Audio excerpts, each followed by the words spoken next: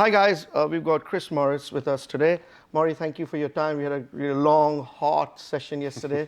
So really good to have you. I think this is going to be a really good opportunity for the young academy grads who are coming through our system to just listen to you and talk about your journey a little bit. So I've got a few questions which I wanted to ask you. The first one was, when did this all start? When did your journey start? When did you first pick up the bat? And talk us through your early years a little bit.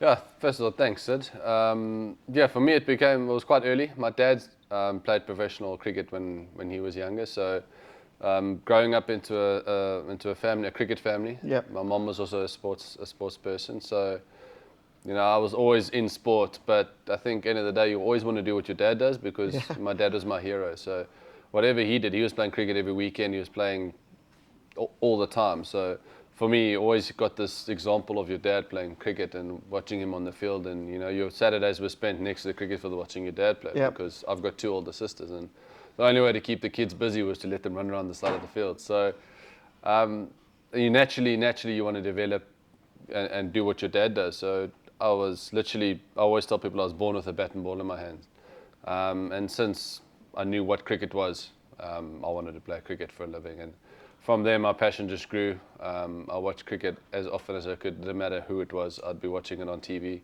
If it was on in South Africa, I'd be watching it. So it's everything. It's all I've ever wanted to do. Genuinely, I grew up next to a cricket field, and for me, it was always the dream and always my passion. And I literally, I ate, I slept, I drank.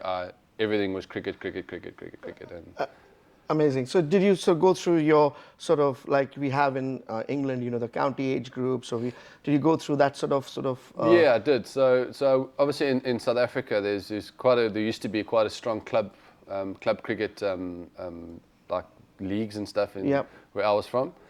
And obviously you come through the age groups because at school you play against the schools, and then you have trials, and then you get into the provincial side or the state side, or the counties that you call it in England.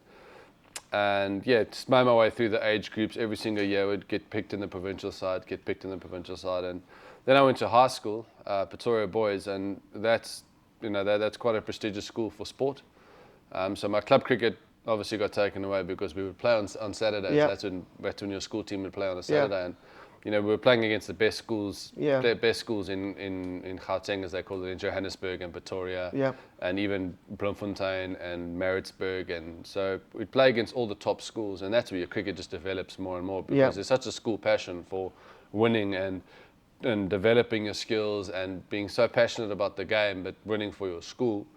And then naturally you go to trials and you get picked in your provincial team and you make your way up, and then, like you say, eventually you get into an academy after school. After the age of 18, eventually you get into academy. I got into academy when I was 21 only, so it took me quite a while to get where I am. I took the long route round, as I call it, to play professional sport, but yeah, worked my way all the way up. Yeah, so that's a really important thing you said, because what I see, and being in grassroots cricket for so many years, we keep talking to the youngsters that you don't become a cricketer at 14. Absolutely. So, there's an interesting here that you got into the academy at 21. So surely there would have been guys who would have got picked. Surely there would have been moments when you thought, well, actually, I'm better than that. Why am I not getting picked? So those disappointments, what happened with you? Did you lose the love for the game, or what was going through your mindset? Because that's really keen to know what happens to guys like you at that point of time, so we can relate that to the kids who are coming through the system now. So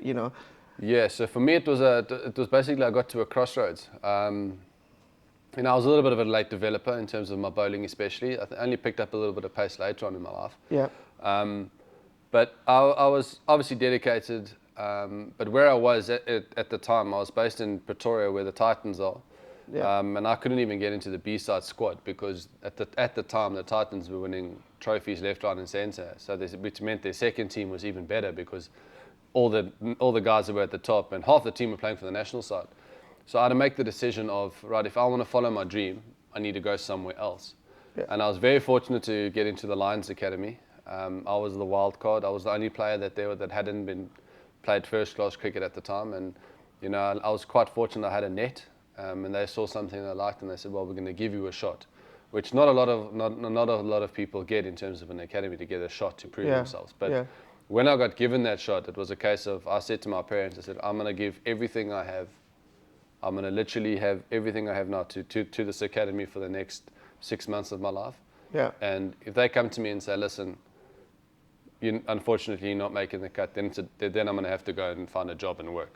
Yeah. But I personally believe the fact that I committed everything I had and I threw everything I had, and I know it's difficult, not many people have the opportunity to do that, but I committed myself and I committed my life to my dream of playing cricket. Yeah. And from that's when I started blossoming more as a cricketer. But there was definitely a stage where I've gone, is this really worth it? You know, is it going to happen? Is it not going to happen? Yeah. At the end of the day, I think the work ethic to get into that academy, the work ethic at the academy, it put me to where I am on my path where I am today. So, just when you think, and I always say, just when you think it's not going to happen, it does happen. It happens, and cricket is such a funny game. It's things happen so quickly in this game. Yeah. I mean, I went from, I can only talk about my journey. I went from playing in the academy, and in 2 years' time, I was playing for South Africa. Amazing. Oh, sorry, 3 years later, I was playing for South Africa. Absolutely amazing. And it shows you how quickly it can change and how quickly things can happen in your process and in your journey in the game. So I always tell that to young cricketers. Yeah. Just when you think things aren't happening, you're going to look again and you're going to be in lights. Absolutely, that's really amazing, and that's a learning for all these young sort of aspiring kids who are coming through our academy to listen to that. Because my next question is a little bit in line to that, because you come from that environment where you've been in a good school, you must have had so many friends who were doing things which a 17, 16-year-old Chris Morris would love to do. But, the sacrifice, you said that okay, I'm going to give 6 months, 1 year, that commitment. So you would have missed out on few things which happens with youngsters at that age. Absolutely. When they, okay, I'm playing cricket all the time, but I'm missing out going out, my mates are going out, they're having a bit of fun, I'm missing all that. How did you manage that? Well, look, that's the nature of the beast, as they call it. I mean, a lot of people see a professional sportsman, they see them in the lights, they see them on TV, they see them having nice events, and they see them, getting free stuff, and that's part of it. That's part of it. But at the end of the day, I always talk about you got to earn the right to do stuff. Yeah. So the example I can give you is when, like, my wife and I, we've been married for 7 years. Yeah. But when we started dating, and I knew straight away that I wanted to marry her. But I needed to clear things up and say, listen, if we're going to do this, if we're going to get really serious about our relationship, you need to understand that I'm going to miss weddings, I'm going to miss funerals, I'm going to miss births, I'm going to miss so many things, graduations, I'm going to miss so many important things because I'm going to be on tour, or I've got a game the next day, or for whatever reason it comes to, because at the end of the day, it was my job. Yeah. My job comes first. Yeah. And for me, it was an easy decision to miss all those things, because at the end of the day, it's not forever. Yeah. People don't realize that when you play a professional sport, it's not forever. Yeah. So you can always make up the times, you can Which always you have make lost. up on which you've lost. Yeah. And at the end of the day, those times where you want to go out and have a good time, those times will come when you're on tour, those times will come when you're at home, when you're off season. Those times, you can always catch up on those times. But in this sport, you have to sacrifice so much, and it's with any sport. It's not just cricket. It's every single sport. You've got to sacrifice. Your mates are all going out, and you want to have a good time with them. And you go, right, boys, I've got a game tomorrow. I can't do it. Sorry. But what are you doing after the game? You know what I mean? So there's a lot of sacrifice, and unfortunately, you've got to be committed to your craft. You've got to be committed to your profession. Yes. And for you to be committed to your profession, it means you've got to make sacrifices. And for me, it was quite easy. I know there are a lot of guys that struggle with that. Yeah. But at the end of the day, your sport and your craft has to come first, because that's your passion and your job. Yeah. Well, that's so important for the kids who are watching this to just listen from you and learn that this is so important in their journey as well, that they can always make time. That's such an important point. They'll get that opportunity, but that's a call they have to take if they want to do this. And you know me, I'm the first person to have a good time on Yeah, tour. of course. As soon as we're done working, you know what it's like with me. We go till early hours of the morning. Because, and that for me is so important for a team. Yeah, so, and that's my next question, because I saw you last year so closely, and you had more good days than bad days, but there were days when you were not happy. I still remember one of the games and you weren't happy, and you came into the changing room and you said, well, no, that wasn't great, But then it doesn't finish there for someone like you, because then you have 1,500 people writing about you, so many people talking about you. Chris Morris, highest paid player in the IPL, this, that. But in you, I've seen that you still have a laugh, and so how does that, there's got to be that time, okay, so maybe you've put a brave face and you're having fun time with us, but within yourself, there must be some time where you think, right, I'd had a really bad game here. Yeah. How do you get out of that? Because that's another thing, you're not going to be successful all the time. It doesn't work. Yeah, so as I say, I'm the first person to look to have fun, because I believe you do exceptional things, or you do unbelievable things when you've got a smile on your face and you're having fun. I always use the example, when I was younger, you would play garden cricket with your friends. Yeah. And how often would you take an amazing catch because you're having so much fun, or Yeah. you're kicking a soccer ball, or whatever you're doing, you're having so much fun and you do incredible things without even noticing, because you've Yeah. got a smile on your face. Yeah. So I'm a firm believer in you've got to enjoy it. And end of the day, we're so privileged to be where we are. I mean, Yeah. we're playing in the IPL. Yeah. It's the bloody IPL. It's like True. the biggest tournament in the world, let's Yeah. be honest. And Yeah. you're playing in it, so what's Yeah. not to enjoy? And end of the day is, yes, you need to be like serious, and I'm very serious, as you know. Yeah. Like, I'm committed, we need to win. Like, I give everything I do. When I cross that line, I become a different animal. Yeah. I always argue the fact, why do people need to be so aggro on the field? And then I'm the flipping first one who's aggro, because Yeah. I want to win. So when you have a bad game, I used to struggle with it as a youngster a lot, because obviously I started playing when there was social media, and you end up reading a lot of stuff, the good, Yeah. the bad. And people, unfortunately, are quite ruthless. You get a lot of people that are fans, and they're the people that buy the tickets. They're buying the rights to watch the TV. And so end of the day, they're going to be disappointed if you've lost, and they're going to feel free to say what they want. But Yeah. for me, it was a case of, I don't read the good and I don't read the bad. Whether I've had a great game or I have a bad game, I don't read it anymore, just because it doesn't make a difference to my life. End of the day, I'm the first person who knows I had a bad game. Yeah. And people always say, you guys let us down. I said, well, if you let down, how do you think we feel as a team? Because we were the ones who did it. Yeah, So true. for me, it was a lot easier to develop a mantra for me that was, the sun will come up in the morning. Yeah. End of the day, we arrived at the field knowing someone was going to lose. Whether I was going to have a bad day or someone else was going to have a bad day, one of us was going to lose, one of us was going to win. But as long as the sun will come up the next morning, I'll be okay. Yeah. I'll still be disappointed, I'll still be frustrated, and I'll still reflect on what had happened. But as long as that sun comes up, I'm going to be okay. Yeah, because brilliant. when the sun comes up on the next day, that day that's happened before us is gone. Yeah. And that's something that I've actually lived by. Yeah. It is what it is. We lost the game. I had a bad game, but you know what? I've got an opportunity to improve on it in the next one. Yeah. How am I going to do that? That's what we work on next. But you can't be looking back. If you look what happened before you, you're not going to move forward. Perfect. My last question to you is I'm going to just slightly change that.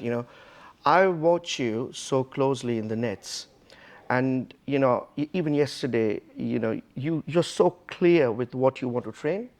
And yesterday when you were bowling, every ball you would come, and as you passed me, Sid, you asked, Sid, where's my front foot? And there's not a single ball you bowl a no ball. And if there's one ball where you overstep, you get really upset on yourself. So my question, and the same thing happened when we were doing your batting yesterday, and it was so specific that you really wanted, right, Sid, that's what, I want to hit that ball there. And it was like a full 40 minutes of specific training. So what would be your advice to, number one, the budding fast bowlers? Because that's a problem I see everywhere. Even at, county level, we see, guys coming into bowling massive no balls. And the answer they have is, I don't bowl a no ball in a match. But they always overstep. And, we see that with kids. We see that with professionals, and even with that batting, that specificness, right, that's my process. That's what we're doing. Yeah. So what's your advice to, why should they not bowl no balls? So the age-old fight about bowling no balls in the net, that's been going on for years now. Look, I think it's two things. There's just a focus on where you are in your training. Yeah. For me, it's, I need to be landing in a certain area to know my action's in the right position. Yeah. I need to be landing in a certain area to know that my run-up's at the right pace, my run-up's in the right rhythm. So for me, it's at certain checkpoints, for me to hit an area that I need to hit, especially with a new ball, old ball, I need to be landing in the same area. At the end of the day, you've been doing it. I've been doing it for 12 years now. So at one stage, I did have a no ball problem, but it was very early on in my career.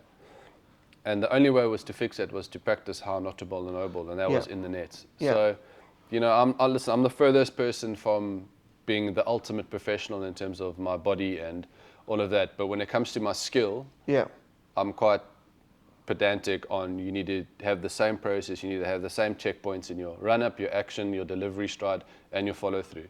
And you're absolutely correct. I get very upset when I do step over the line sometimes because maybe that one was an effort ball. But what happens in a game if I need to bowl an effort ball? Correct. And my effort ball ends up being a free hit, and then that could cost you the game because you know you've got to. So those are the small little things that I think give a lot of people the edge on other people in terms of moving higher. Because the case of I don't bowl them in the game, but you're bowling them now. You know, it's a very frustrating thing because it's difficult to, and I understand that in nets, guys are trying hard and they're trying to impress and they're trying to, but that little bit changes your length by that much. So all of a sudden you're going from a good ball to a slot ball.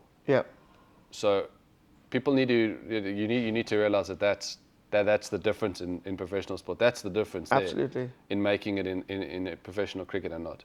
And that little gap there, doesn't look like a lot. You know, but that changes your life right there. Completely. And that puts you ahead of a guy that's probably got the same amount of talent as you, the same amount of drive, the same amount of I want it, but your discipline's that much better in terms of bowling. Exactly. And that's what gets you there.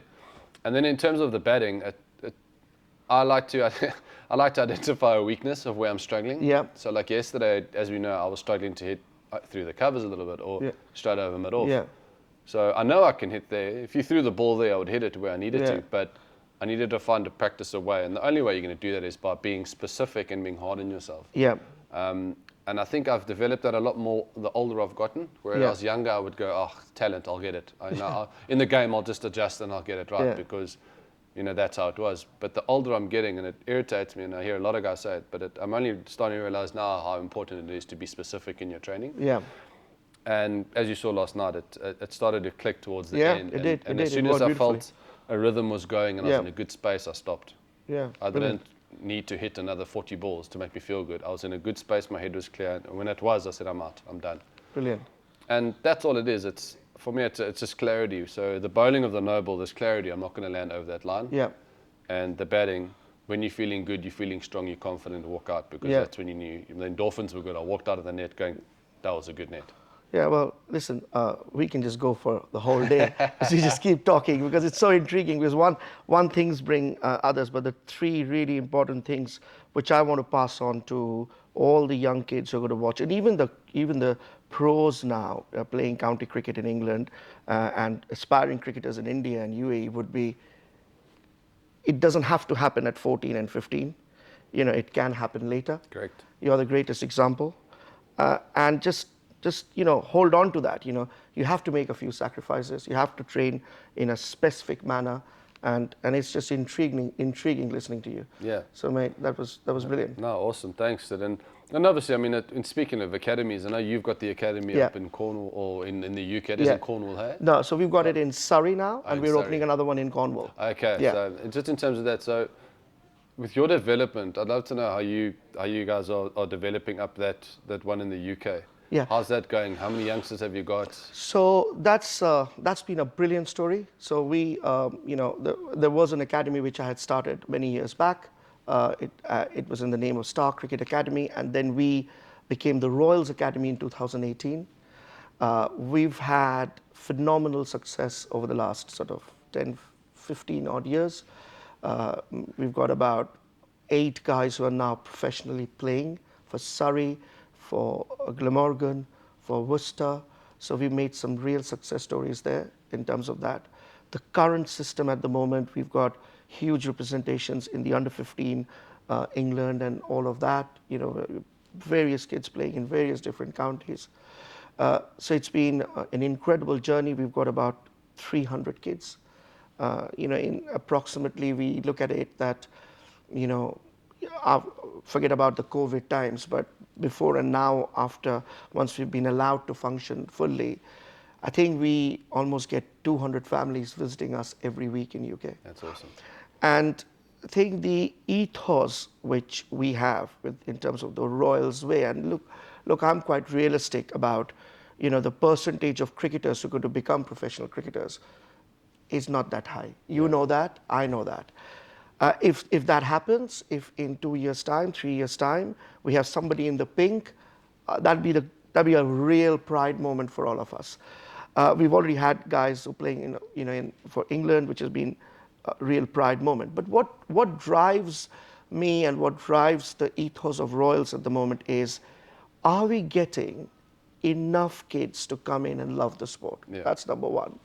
Number two, it may sound really strange, but the kids have a much more fuller life than even adults. Yeah. They are hugely living in a competitive environment. Parents have their own fights, actually, that, right, my child is doing this, Yeah. his child is doing that. So they're coming through peer group pressure, they're coming through lots of things which nobody sees. People see the pressure in an adult's life. People don't see the pressure in a child's life. I keep telling my coaches, this mantra for us is, are we becoming those teachers, mentors, who that child will remember for life? Yeah. Because you know how a bad teacher could have an impact on a child.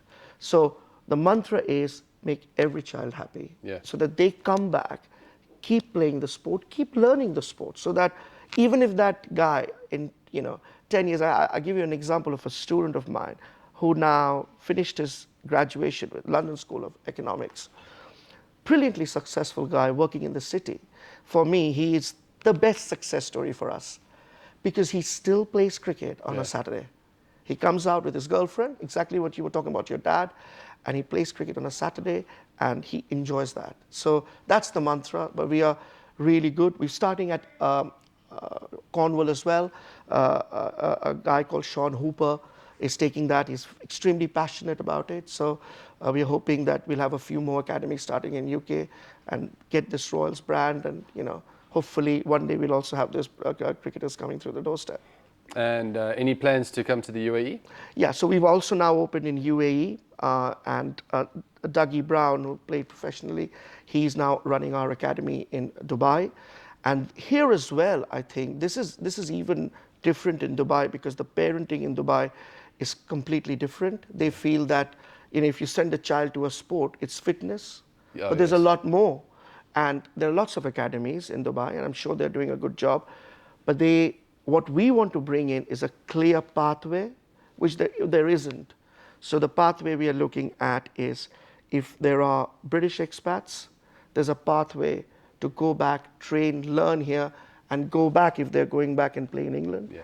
If they have the pathway in India, Pakistan, Sri Lanka, wherever, we can do those recommendations. We have our own high-performance center in Nagpur, so we can train them. So we're trying to create that pathway, getting some tournaments starting here, and actually improving the coaching. It's interesting in Dubai, if you go to Abu Dhabi or UAE in whole, so many kids play.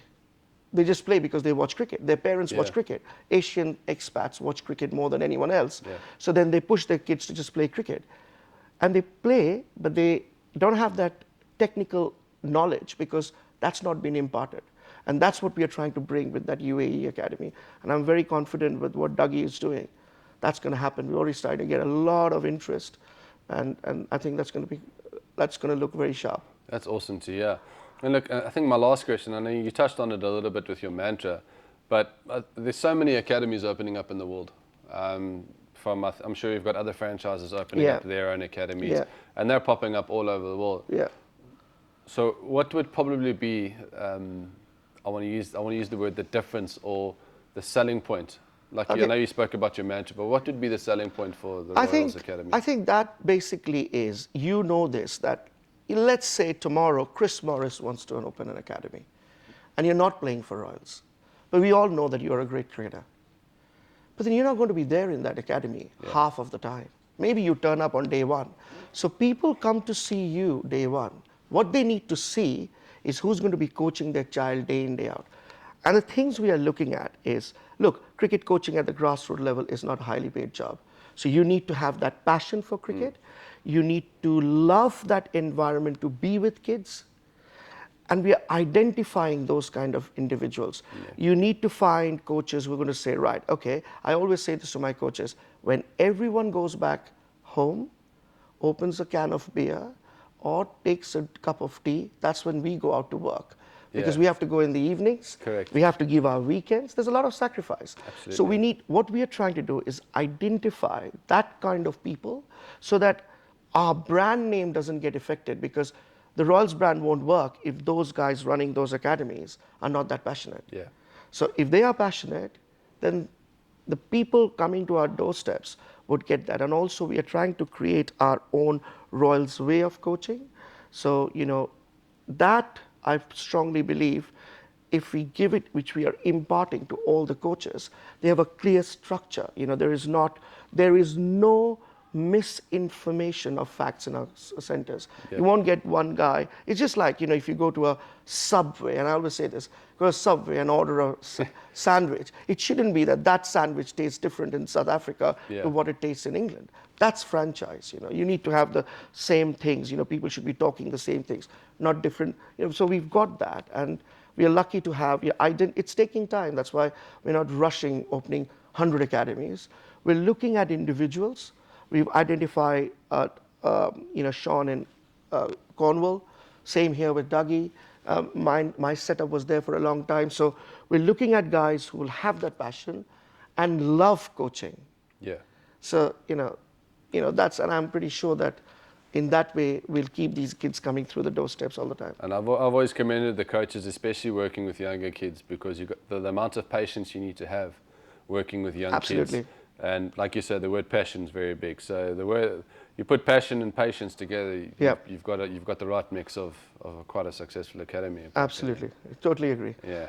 Maury, absolute pleasure. Thank you for your time. I'm sure the kids who would listen to this will have a real impact on the way they think. And I know you've got a tough schedule with everything and all the things which you have to do. Thanks for taking so much of time. It was an absolute pleasure, man. Only a pleasure, Sid. Appreciate it. And see you always fun to chat. See you training. See you in training. See you, mate. Cheers. Good. All good.